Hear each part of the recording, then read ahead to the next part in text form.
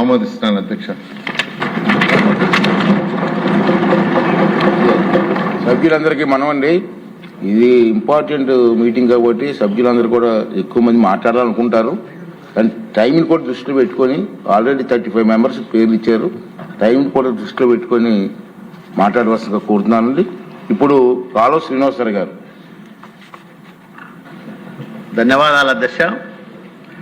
2014 ఆంధ్రప్రదేశ్ పునర్విభజన చట్టంలో ప్రధానంగా 2 అమెండ్మెంట్స్ తీసుకొచ్చే విధంగా గౌరవ ముఖ్యమంత్రి గారు ప్రవేశపెట్టిన తీర్మానానికి సంపూర్ణంగా మద్దతు ప్రకటిస్తూ, ఈ తీర్మాన అవసరం సాంకేతికంగా దీని ప్రాముఖ్యత ఇవన్నీ కూడా మంత్రి గారు చెప్పారు.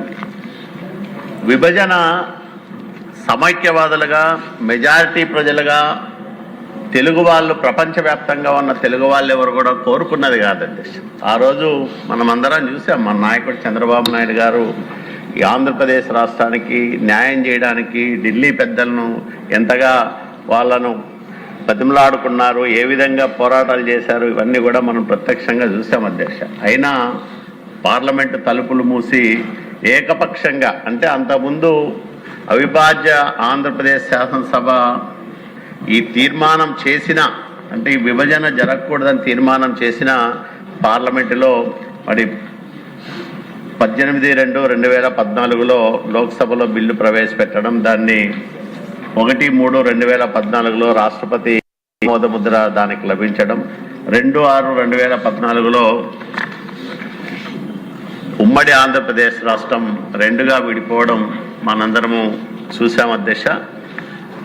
విడిపోయిన ఆంధ్రప్రదేశ్ అంటే విభజన ఆంధ్రప్రదేశ్ అనే కన్నా పరాజిత ఆంధ్రప్రదేశ్ రాష్ట్రం.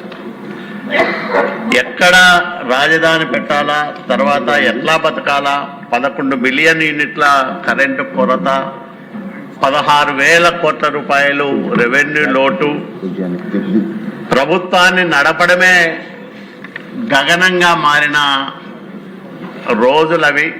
అలాంటి సందర్భంలో 14 ఎన్నికల్లో ప్రజల ఆశీర్వాదంతో ముఖ్యమంత్రిగా బాధ్యతలు చేపట్టిన చంద్రబాబు నాయుడు గారు అందరికీ అనుకూలమైన ప్రాంతం, అందరికీ ఇందాక మంత్రి గారు చెప్పారు, అందరికీ మెజార్టీ ప్రజలు ఆమోదించిన ప్రాంతం విజయవాడ గుంటూరు మధ్యన ఈ అమరావతి అంటే రాజధాని రావాలి అని మెజార్టీ ప్రజలు వ్యక్తం చేసిన అభిప్రాయాలను గౌరవిస్తూ ముఖ్యమంత్రిగా చంద్రబాబు నాయుడు గారు దీన్ని ప్రకటించడం ఆ రోజు మనం చూసాం. ఎప్పుడో 53లో అంతా చర్చలు జరిగిన తర్వాత తీర్మానం ప్రవేశపెట్టారు, చట్టం చేశారు, అట్లాగే చేయాలని అప్పటి ప్రతిపక్ష నాయకుడు జగన్మోహన్ రెడ్డి చేసిన నానా యాగి అంతా కూడా చూసాం. కానీ ప్రజల అభిప్రాయాలను గౌరవిస్తూ అందరికీ ఆమోదయోగ్యమైన ప్రాంతంగా అమరావతి కృష్ణా నదీ తీరాన విస్తరించిన పవిత్రమైన నేల అధ్యక్ష. ఒకవైపు అగ్నిశైల నారసింహుడు, మరోవైపు ఇంద్రకీలాద్రిపై కొలువుదీరిన దుర్గమ్మ తల్లి, కిందన కృష్ణమ్మ తల్లి, అట్లాగే మధ్యన అమరలింగేశ్వరుడు, అంటే శైవము వైష్ణవము, అట్లాగే శతాబ్దాల కిందటే బౌద్ధం పరిడివల్లిన ప్రాంతం, 3 మతాల మిళితమైన ఈ అత్యంత పవిత్రమైన పుణ్యభూమి అమరావతికి 1000 సంవత్సరాల చారిత్రాత్మక చరిత్ర ఉంది. ఎందుకంటే గౌతమీపుత్ర శాతకర్ణి గారు ఇక్కడే రాజధానిగా మరి పరిపాలన చేశారనే చరిత్ర కలిగిన అత్యంత పవిత్రమైన నేల ఇది. మరి అట్లాంటి అమరావతి పైన ఎన్ని కుట్రలు జరిగాయి, ఎంత దుష్ప్రచారం సాగించారో మనం కళ్ళారా చూసాం. ఈ ప్రాంతం ప్రపంచ బౌద్ధ వారసత్వంలో ఒక వెలిగిన కాంతిపుంజం కూడా అధ్యక్ష. మరి ఇట్లాంటి అద్భుతమైన ప్రాంతం మళ్ళా ఈరోజు కొత్త ఊపిరి పోసుకుంటా ఉంది, కొత్త ఆశలు చిగురించినాయి ప్రజలందరిలో కూడా. అందుకనే అసత్యం నుంచి సత్యం దిశగా, చీకటి నుంచి వెలుగుల వైపుగా, ఆంధ్రుల ఆత్మగౌరవానికి, తెలుగువాడి పౌరుషానికి నిలువెత్తు ప్రతీకగా రాజధాని అమరావతి ప్రస్థానం తిరిగి ప్రారంభమవుతున్న శుభ సమయం అధ్యక్ష. ఇది ఆంధ్ర ప్రజల ప్రగతి తిరోగతిగా మారుతున్న సమయాన అమరావతి కలగా భ్రమగా మిగిల్చాలన్న వైసీపీ దుష్ట శక్తుల రాక్షస క్రీడలో అలుముకున్న అమావాస్య చీకటిలో ఇన్నాళ్లకు 1000 వెలుగుల పున్నమి చంద్రుడిలా ఒక కొత్త చంద్రోదయం సంభవించిన శుభ సమయం ఇది అధ్యక్ష. తెలుగు వారికి ఒక రాజధాని కోసం రైతన్నలు చేసిన భూత్యాగం వృధా కాలేదు కాబోదు అని కాలం నిరూపిస్తున్న సమయం ఇది అధ్యక్ష.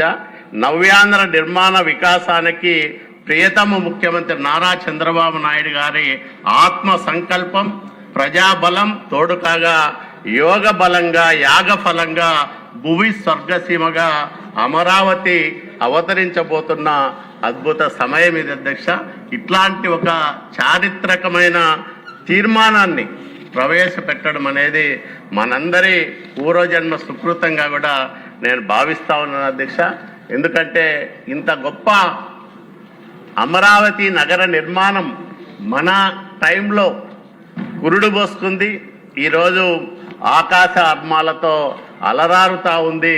మనం చూసాము ఈ మధ్య అమరావతికి వెళ్ళినప్పుడు మనం ప్రత్యక్షంగా కల్లారా చూసాం అధ్యక్ష.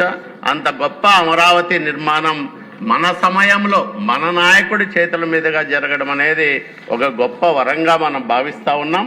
మరి ఈ అమరావతికి వచ్చినన్ని కష్టాలు కానీ అమరావతి రైతులు ముఖ్యంగా అక్కా చెల్లెళ్ళు పడినన్ని కష్టాలు బహుశా ఎవరికి వచ్చి ఉండవు. అన్ని రకాల కష్టాలకు ఓర్చి వాళ్ళ త్యాగాలు చేసినా సరే అవమానాలు ఎదుర్కొని మరి ఈరోజు చంద్రబాబు నాయుడు గారి చేతుల మీదుగా నిర్మితమవుతున్న అమరావతిని చూసి అందరూ కూడా ఆనందపడుతున్న సందర్భం అధ్యక్ష. అందుకనే ఎన్ని అవాంతరాలు ఎదురైనా ఆత్మ విశ్వాసంతో ముందుకు నడుస్తున్న గొప్ప నాయకుడు మనకు లభించడం మన అదృష్టం అధ్యక్ష. అట్లాగే ఈ తీర్మానానికి ముందు మనం చూసాం చాలా సందర్భాల్లో రకరకాల పరిపాలన చేసిన నాయకులను చూసాం. ఇలాంటి నగర నిర్మాణం ఎవరికి సాధ్యపడలే. ఎప్పుడో మనం 4 యుగాలుగా పరిగణిస్తే కృతయుగం అనేది సత్యయుగం అంటారు. దేవలోకంలో అమరావతిని నిర్మాణం జరిగింది అప్పట్లో అంటారు.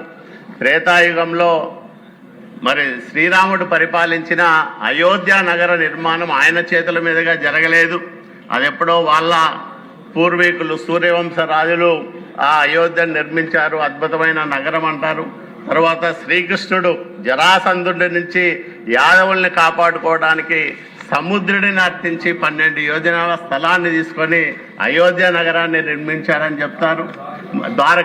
ద్వారకాన్ని నిర్మించారని చెప్తారు. మరి ఆయన చేతుల మీదుగా అంటే శ్రీకృష్ణుడు ద్వారకాన్ని నిర్మించుకున్నాడు. తర్వాత కలియుగంలో మరి అస్తానా ఇప్పుడు ఆధునిక నగరంగా ఆధునిక రాజధానిగా మనం 97లో కజకిస్తాన్ రాజధానిగా మరి దాన్ని మనం పరిగణలోకి తీసుకుంటా ఉన్నాం. అది ఒక ఆధునిక రాజధానిగా ప్రపంచవ్యాప్తంగా గుర్తింపు పొందింది. అంతకంటే మిన్నగా భారతదేశంలో అమరావతి రూపం దాల్చబోతా ఉంది. ఈ అమరావతి అనేది ఉపాధి కేంద్రంగా సంపదకు నిలయంగా అట్లాగే ఈ రాష్ట్రాన్ని తనను తాను బతికించుకుంటూ రాష్ట్రానికి ఒక గొప్ప చోదక శక్తిగా మారుతుంది. సంవత్సరానికి 10 నుంచి 12 వేల కోట్ల రూపాయల ఆదాయాన్ని ఆర్జించి పెట్టే అద్భుతమైన మరి ఆదాయ వనరుగా కూడా అమరావతి బాసిల్లుతుంది భవిష్యత్తులో అనే దాంట్లో ఎలాంటి సందేహం లేదు.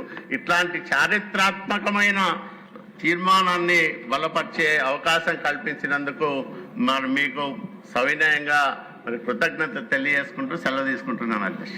గౌతు శిరీష గారు అమ్మ క్లుప్తంగా మాట్లాడండి.